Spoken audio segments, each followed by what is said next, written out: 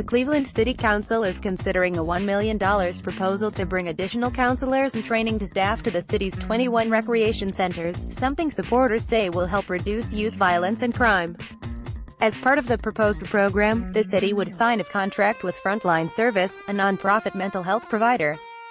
In addition to training the staff at the city's nearly 24 recreation centers, the proposal would also place an additional counselor at each facility. The plan is part of Mayor Frank Jackson's initiative to reduce youth violence. For children and teenagers dealing with toxic stress and trauma, experts believe the earlier they receive treatment or counseling, the better off they will be. Supporters say the recreation centers are the best places to give this help because, in many neighborhoods, they have become much more than a place to play basketball. They've become community centers.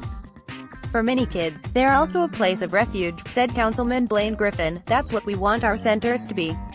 Councilman Griffin said, in the school year, the kids come directly after school. A lot of them come here to get help with homework. We want to add that extra dimension where we actually make sure we promote healthy communities. This is a major systems change because we're doing more than just talking about dribbling the basketball.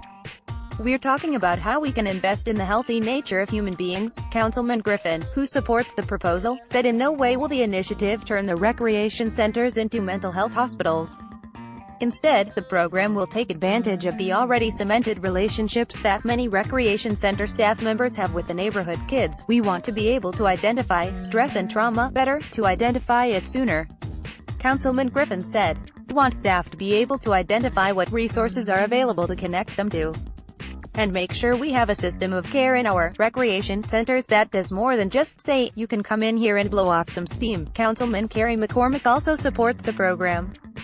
He believes it is important to invest resources on the front end.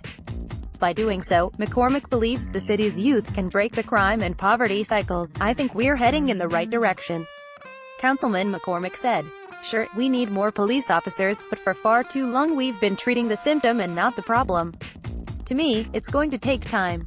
Some of those indicators like crime reduction, more of our youth achieving their goals in education or in employment, as well as wealth building in our neighborhoods, those are going to be the indicators in the long term that these early-on investments are working. If approved, the contract with Frontline Service will cover 1 year of the program with an option for an additional year.